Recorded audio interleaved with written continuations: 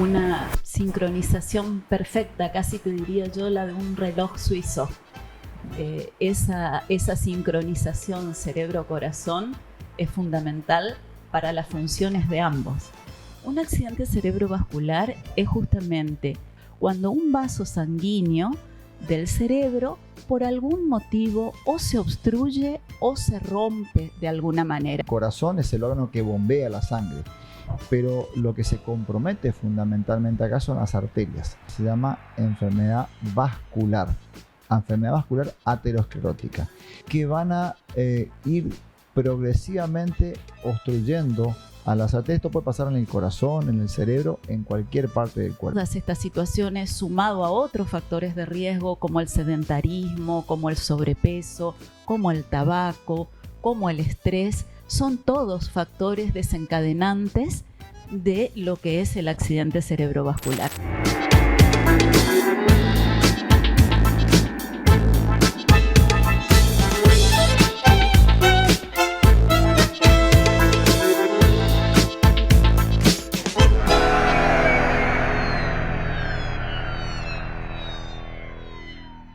Doctor, ¿qué incidencia cardiológica puede tener estos efectos que quedan después de una ACV? Bueno, ya nos comentaba la doctora que puede afectar a la motricidad, al habla y demás, pero me imagino que cardiológicamente hablando también debe dejar alguna secuela. Bueno, la verdad que si hay afectación de los centros cardiológicos, lamentablemente el paciente va a fallecer, digamos, ¿sí? Pero en general, si el paciente sobrevive a esta etapa y su corazón está bien, digamos, no tendría mayores problemas desde el punto de vista cardiovascular. Sí, probablemente todo lo que explicó la doctora, la parte motora, sensorial, sensitiva, además, que se va a ver afectada. Sin duda que hay que monitorear, porque las mismas causas del ACV también son causas de enfermedad cardíaca, así que hay que monitorear eso y controlar que no existan algunos otros factores que puedan afectar al corazón. Ahora les pregunto a ambos, como profesionales en su área, cuando tienen un paciente, ¿cómo le pueden decir o cómo se le puede comunicar al paciente, che, mirá que tenés cierto factor que pueden hacer que desemboquen en un ACV, digamos? Neurología, ¿cómo se le dice en la neurología? Bueno, nosotros trabajamos mucho en eso y justamente el pedido es que acudan al cardiólogo, que cumplan con su medicación cardiovascular, porque tener la medicación cardiovascular y no cumplirla es lo mismo que no tenerla.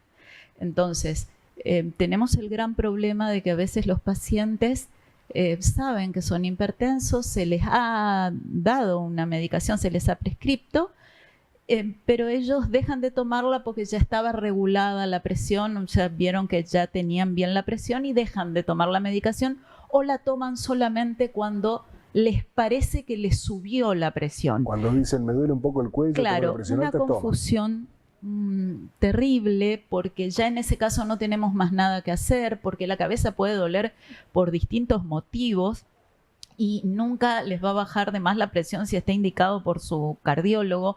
Y si creen que es así, lo que tienen que hacer es ir y preguntarle al cardiólogo si pueden dejar o no, o si tienen que disminuir la medicación, pero no hacerlo por su cuenta o suspender la medicación por su cuenta. Yo diría que el control cardiovascular, el laboratorio, un análisis de sangre una vez al año por lo menos, como control de nuestras funciones renales, de colesterol, de glucemia, de azúcar en sangre, eso es lo importante. Después lo que les recomendamos es hacer actividad física, pero una actividad física sana, razonable, tratar de dormir lo necesario y adecuadamente, tratar de evitar lo más que puedan las situaciones de estrés, y como para eso lamentablemente no hay algún medicamento, porque si no los tomaríamos todos, pero sí tomarse un tiempo para uno, tener contacto con la naturaleza, poder hacerse un tiempito para uno, bueno, evitar el consumo de alcohol, el consumo de cigarrillos, evitar todo consumo de lo que tiene que ver con drogas de tipo ilícitas, llámese marihuana, cocaína y todas las otras drogas. Entonces, si tenemos en cuenta esto, si cuidamos nuestras enfermedades de base y tenemos nuestro médico a mano habitualmente, es muy difícil que nos agarre desprevenidos. Puede pasar, pero ya no va a ser porque nosotros no nos dimos cuenta o quedarnos con esa sensación de impotencia de decir, pude haberlo evitado y no lo evité. Doctor, desde su área, por ejemplo, la cardiología, bueno, la doctora recién dijo, cuando veo esto, lo mando al cardiólogo. ¿Usted manda a su paciente a la neuróloga, por ejemplo, o no es necesario en ese caso todavía? Sí, por supuesto. Tenemos un ida y vuelta siempre con los pacientes. En caso de que creamos que es una patología que tiene resorte neurológico, la derivamos, por supuesto.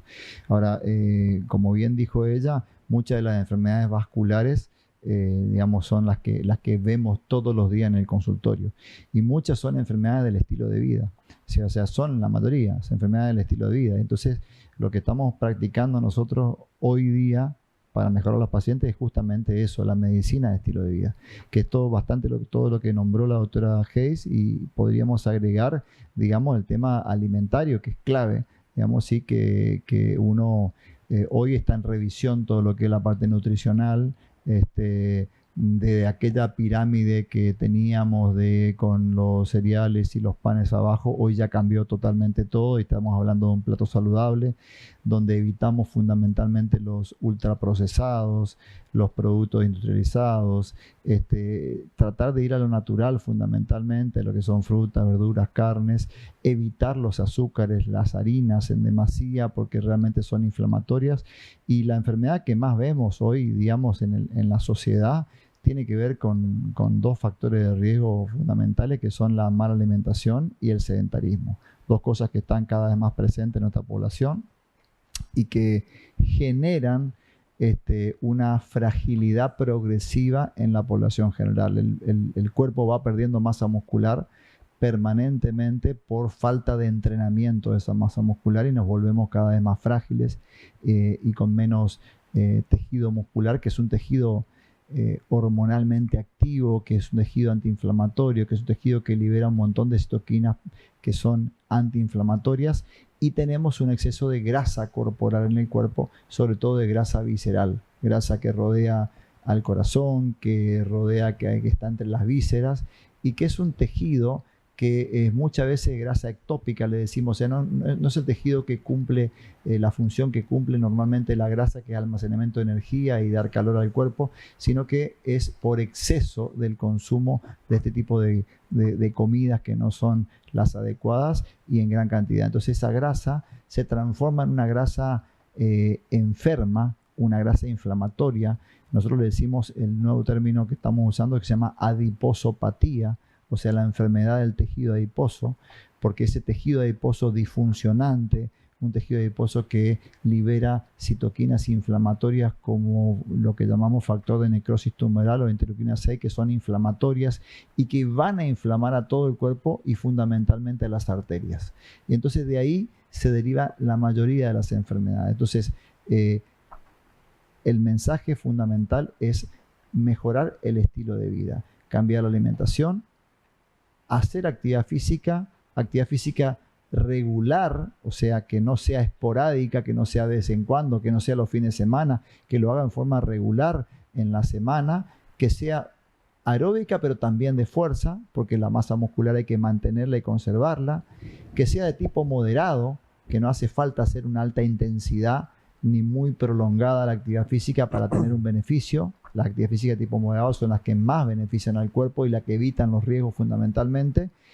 Y que también, como le dijo Itatí, que tengamos el sueño como una de las cosas, uno de los pilares de la prevención también, que es un factor de riesgo por ahí un poco olvidado y que hace muy poquito, en el 2023, la American Heart lo puso dentro de los 8 esenciales de la salud y que es parte de lo que debemos interrogar en el consultorio en el paciente, de lo que debemos saber si realmente tiene no solo la cantidad de horas de sueño, sino la calidad del sueño adecuado para evitar enfermedad, e investigar si esa persona no tiene alguna alteración en el sueño, porque muchas veces encontramos pacientes que tienen hipertensión arterial resistente al tratamiento, que le damos toda la medicación y no podemos tratarlos, y resulta que nos encontramos con un paciente que tiene obesidad y apnea de sueño o que no descansa bien, y eso por supuesto que es causa de muchas enfermedades y cardiovasculares, por supuesto, y ahí le dejo a Itatí que se explate en el tema.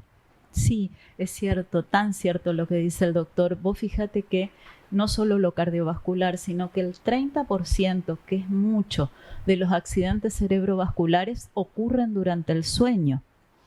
Entonces, una persona que tiene apneas de sueño, que son las personas con mucho sobrepeso, roncadores crónicos, que hacen pausas respiratorias. Las apneas del sueño son pausas respiratorias, es decir, deja de respirar por un periodo de tiempo, y eso genera cambios en la parte cardiorrespiratoria y también cerebral, con el riesgo que esto implica, ¿no? Doctora, cuando hablamos de esa pérdida de oxigenación en el cuerpo, yo también he escuchado, usted sabrá corregirme, que cuando hay un ACV, por ejemplo, se pierde una determinada cantidad de neuronas y no se recupera.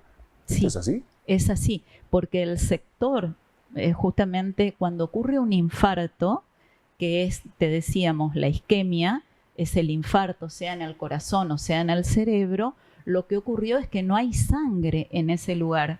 Entonces, la sangre, que es la que alimenta a las células del cuerpo y la que lleva oxígeno, esa oxihemoglobina que decía el doctor, deja de circular. Entonces, todas las células que están en ese sector mueren. Y sí, lamentablemente no se pueden recuperar.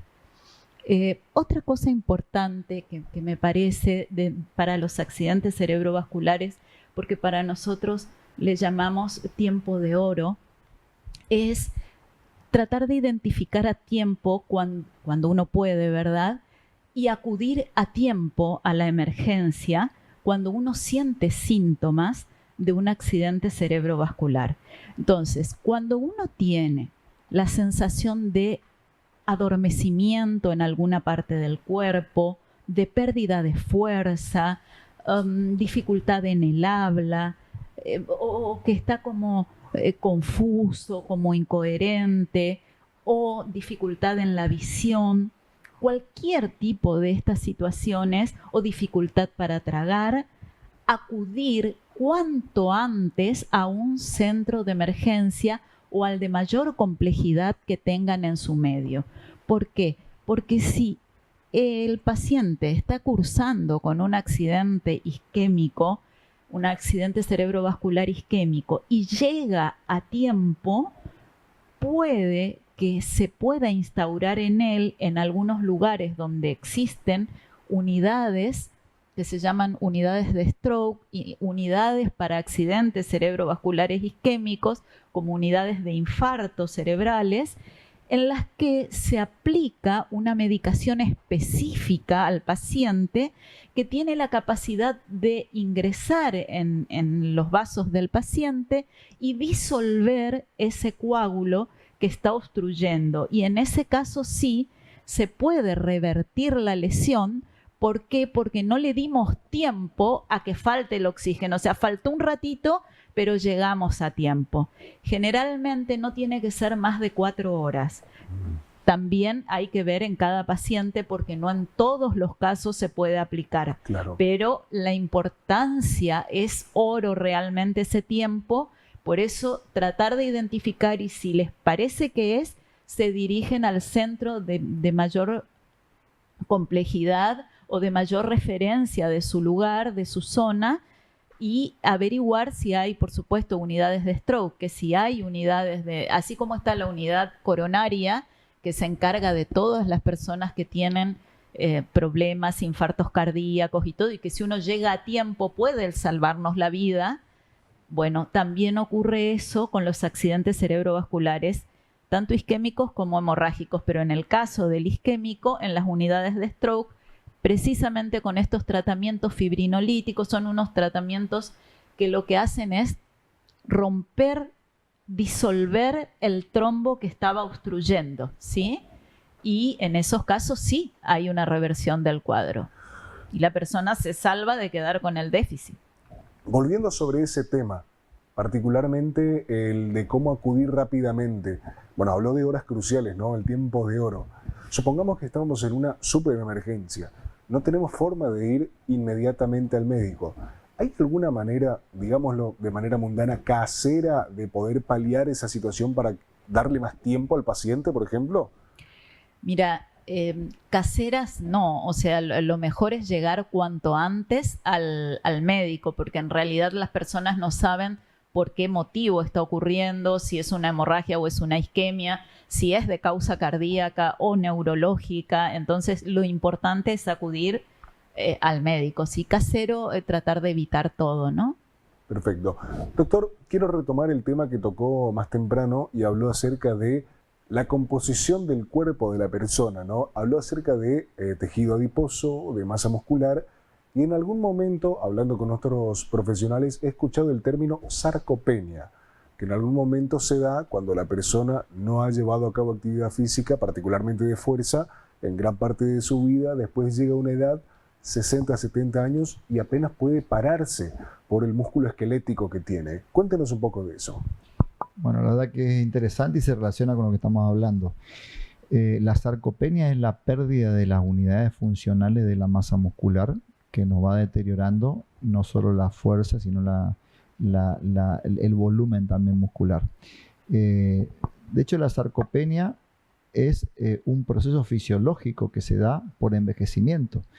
Tenemos un grado de sarcopenia los humanos a partir de cierto momento de la vida donde terminamos nuestro desarrollo, pero fundamentalmente esta pérdida de capacidades que tenemos los humanos en masa muscular y en otras partes del cuerpo que se va dando con el envejecimiento, normalmente son aproximadamente de un 0,2 a un 0,3% por año de vida en una persona que hace actividad física normal. Sin embargo, esto puede ascender hasta un 1 o un 2% por año de vida en aquel que es sedentario. Esto significa que podemos llegar a perder un 10% en 10 años cuando una persona es sedentaria, y depende del momento de la vida que esté cursando fundamentalmente. Entonces, esta pérdida, como bien decís, acelera el envejecimiento de la persona. O sea, la falta de entrenamiento, todo lo que no entrenemos se va a ir disminuyendo en capacidad y va a ir desprendiéndose el cuerpo de eso. De hecho, cuando las personas, tenemos muchos pacientes con obesidad sarcopénica, digamos. ¿Y qué es eso? Es un término que dice una persona que tiene mucho volumen de tamaño, que tiene mucha grasa corporal y sin embargo tiene muy poca masa muscular. Una situación muy difícil de manejar porque la persona no se puede mover, tiene muy poca capacidad para moverse, se agita cuando se mueve, puede tener, si uno lo quiere entrenar o hacer una actividad física, puede tener alguna lesión articular porque no tiene capacidad para sostenerse adecuadamente bien. Y cada vez que una persona hace una dieta restrictiva, por ejemplo, que se pone a dieta y que no como nada, ayuno, o me paso una semana sin comer, el cuerpo comienza a perder un poco de grasa, pero si yo no ayudo con actividad física esa dieta restrictiva, lo que sucede es que el cuerpo, cuando sensa de que no hay energía que se le está dando, yo siempre le hago una relación a los pacientes y le explico, es como que vos venís ganando un ingreso mensual de una cierta cantidad de dinero y de repente te lo reducen al 20%, ¿sí? O sea, es una dieta restrictiva, esas que comes muy poquito, y entonces lo que hace primero el cuerpo es echar mano a sus reservas, como que vamos al banco y empezamos a gastar la plata que teníamos guardada. Saca un crédito. Y la vamos sacando. Primero vamos a sacar, digamos, la reserva que teníamos. Digamos, si tenemos grasa guardada, empezamos a sacar de ahí primero la energía. Entonces consumimos. Pero llega un momento de que el cuerpo empieza a darse cuenta que está perdiendo sus reservas. Y entonces empieza a mirar qué es lo que no usa de toda su economía y que además de eso gasta energía. Y entonces, haciendo la misma analogía, cuando uno tiene una disminución del ingreso, probablemente gaste del ahorro, pero después empieza a mirar qué cosas está gastando innecesariamente en la economía familiar y empiece a sacar de los débitos automáticos de la tarjeta esas cosas que no son necesarias o a restringir esos gastos superfluos para evitarlo. Si el músculo no se usa en esa persona que está haciendo una dieta restrictiva, como es un tejido además que consume energía, el cuerpo lo que hace es eliminarlo. Y entonces sucede que muchas personas cuando hacen una dieta restrictiva durante algún tiempo, bajan de peso en la balanza pero están perdiendo mucha masa muscular también en ese descenso de peso. Y cuando dejan de hacer la dieta restrictiva, hay un rebote de aumento de grasa corporal, pero el músculo no se recupera. Entonces, a lo largo de cada dieta vamos perdiendo más masa muscular y ahí tenemos los pacientes con obesidad sarcopénica. Dándole pie todavía al tema de la masa muscular, en algún momento escuché por parte de otros profesionales de la salud, entrenadores y demás, la siguiente frase: la masa muscular es un seguro de vida. ¿Qué tan cierto es eso? Muy cierto. Yo le digo siempre a los pacientes que si uno quiere ahorrar o guardar o tener vida, que ahorre en masa muscular, ¿sí? Que compre masa muscular. La mejor inversión que podemos hacer es tener masa muscular y en ese sentido yo diría que contratar un buen lugar, un buen gimnasio, un entrenador personal más siempre es una buena inversión, siempre es una buena inversión en salud. También hay que decir que la masa muscular se puede mantener o mejorar en cualquier momento de la vida. O sea, una persona con sarcopenia podemos rehabilitarla y podemos, con una dieta adecuada, a base fundamentalmente de proteínas y de hidratos saludables y de comida saludable, podemos, y entrenamiento físico, podemos aumentar esa masa muscular y sacarlo de la situación de sarcopenia, que nosotros también conocemos como un paciente frágil, aquel que tiene poca masa muscular y poca capacidad física, y como decía hoy la doctora, una persona que entra a una cirugía en situación de fragilidad tiene altas posibilidades de salir de esa cirugía, aunque sea programada, con una discapacidad. Entonces, porque la fragilidad es un estado que te pone muy vulnerable a que cualquier cosa que te pase, una fractura, una caída, un problema o un ACV, cualquier cosa que te pase, te ponga en una situación de riesgo de vida o por lo menos de riesgo de discapacidad post-evento, digamos, ¿sí? Entonces, hoy estamos hablando en rehabilitación fundamentalmente del término de prehabilitación. ¿Qué significa esto? Digamos, es un entrenamiento y una nutrición adecuada previa al procedimiento programado que tenemos que hacer con el paciente. Si tenemos tiempo y tenemos posibilidades, no hay que mandarlo nomás, hay que evaluar su capacidad física, hay que evaluar que hay test de fragilidad muy sencillos que se hacen en el consultorio del médico, y que uno, cuando detecta que el paciente tiene fragilidad, tiene que mandarlo primero a hacer una rehabilitación y después de eso ir al procedimiento, porque le va a ir mucho mejor. Qué interesante, nunca había escuchado eso. O sea, ustedes identifican un paciente, usted necesita operación de tal cosa, Sí. pero está muy débil. Así que esa debilidad puede suponer un problema postoperatorio. Entonces te mandamos a entrenar para que estés fuerte para la recuperación de dicha operación o para la operación en sí. Totalmente, lo explicaste muy bien, así es. Siempre y cuando la cirugía o el procedimiento sea programado y tengamos posibilidades, esta persona debe ir, y es una buena práctica clínica, digamos, evaluar ese paciente para poder primero hacer una rehabilitación adecuada. Y esto incluye la nutrición. O sea, son dos cosas que van de la mano. El ejercicio físico, que va a ir especialmente diseñado, prescripto. Nosotros prescribimos ejercicio como prescribimos un fármaco. O sea, con el tipo, con la intensidad, con la frecuencia, con la progresión, como si estuviéramos dando un medicamento. El ejercicio es un medicamento. Entonces, prescribimos el ejercicio adecuado para esa persona, que no es el mismo para cualquiera, y posterior a eso también se prescribe una alimentación también adecuada a esa persona, con un porcentaje X de proteína, con un porcentaje X de grasas buenas, saludables, y con algo de hidrato de carbono, si es que la persona necesita eso, o en el caso de que tuviese alguna otra condición como diabetes, obesidad y demás, y bueno, se restringirán parte de los alimentos y se pondrá otra cosa. Pero esto hay que hacerlo desde esa manera, digamos, entender el paciente como un paciente donde se hace una medicina de estilo de vida y entallada. Entallada significa a medida para esa persona, para poder lograr que esa persona, si es sometida a un procedimiento, se recupere de la mejor manera.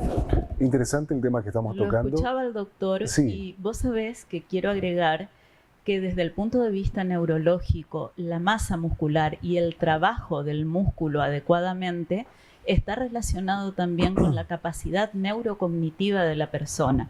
A medida que nosotros va pasando los años, como dijo el doctor, vamos perdiendo poquito a poquito masa muscular, que es lo normal.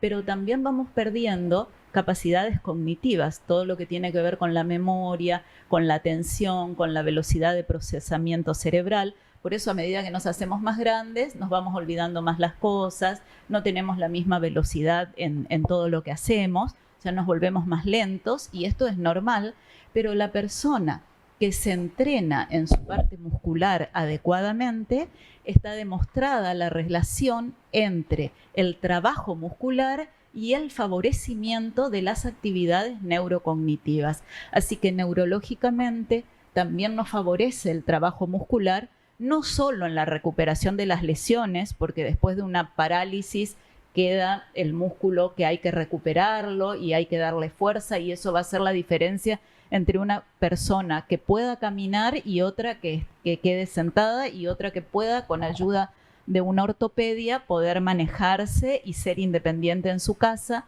O sea, el trabajo muscular y la rehabilitación nos ayuda en eso, pero también en lo neurocognitivo. Y eso lo estamos trabajando muchísimo ahora en lo que es rehabilitación neurocognitiva, el trabajo muscular. Ahora, qué cantidad de mitos que hay, ¿no? Cómo estamos llenos de muchos mitos relacionados particularmente al entrenamiento de fuerza, ¿no? Porque en muchas ocasiones, cuando se manda una paciente, le dicen a una mujer joven, tenés que entrenar, tenés que hacer fuerza. No quiere porque piensa que se va a poner muy grandota, va a parecer un hombre. En muchas ocasiones como que todavía prevalece ese mito de que pisar un gimnasio es sinónimo de ponerse gigante de la nada, ¿no? Bueno, yo creo que obviamente, esto tiene que ver con que también se ven imágenes por ahí, claro, de mujeres que van a los gimnasios y que tienen una excesiva masa muscular en las redes y demás, son imágenes, pero hay que decir que esto no son mujeres que digamos, están entrenando en un gimnasio sin ayuda. Hablemos de que realmente las fisiculturistas que tienen salud masa muscular tienen ayuda hormonal para poder llegar a ese desarrollo muscular. Y bueno, traigo el caso de que no se dice o no se sabe, entre comillas, pero el desarrollo muscular que tenían la boxeadora, digamos, realmente era un desarrollo muscular muy importante. Y entonces traigo a colación que el uso de sustancias como anabólicos, que son hormonas de crecimiento y demás, hacen que se desarrolle el músculo de una manera desmedida, que no parecen mujeres, parecen hombres directamente, digamos así, por el tamaño que tienen en los músculos. Esto no ocurre normalmente. O sea, esto, digamos, de ninguna manera una mujer sin el uso de hormonas y demás va a tener ese tipo de desarrollo muscular. Esto no va a pasar porque no tiene la genética y las hormonas para desarrollar la testosterona, digamos, que es patrimonio de los hombres, para desarrollar esa masa muscular. Así que, pero sin embargo, a la mujer le sirve muchísimo el entrenamiento de fuerza, a todos, ¿no es cierto? Pero a la mujer particularmente le sirve muchísimo el entrenamiento de fuerza para poder mantener su vida activa y su prevención cardiovascular y de todo tipo, y obviamente neurocognitiva también.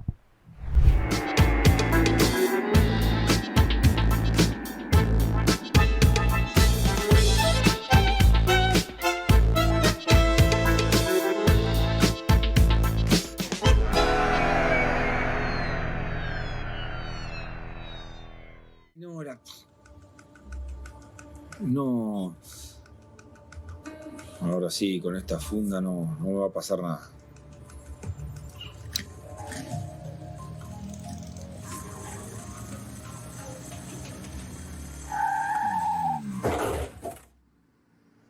Se preocupó tanto por el celular y no por su cabeza. Vos, que tenés cerebro, usa casco.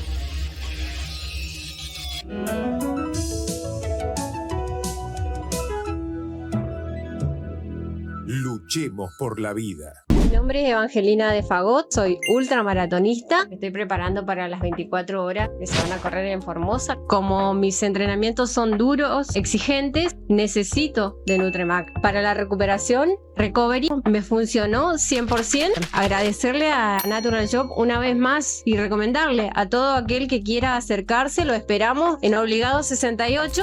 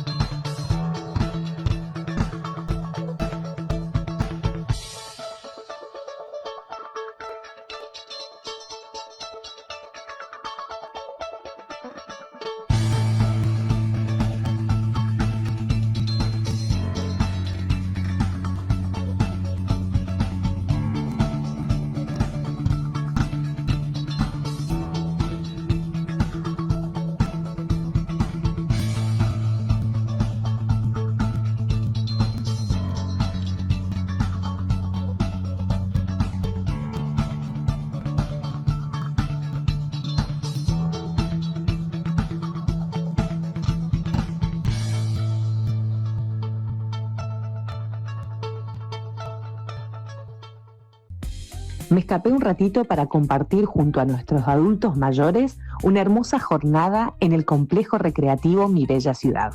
Compartimos un rico almuerzo, charlas llenas de anécdotas, bailamos y jugamos Newcon. Creemos firmemente que cuidar, acompañar y valorar a quienes nos precedieron es fundamental para construir una ciudad más humana y solidaria. Cada encuentro es una oportunidad para retribuirles tanto amor y sabiduría.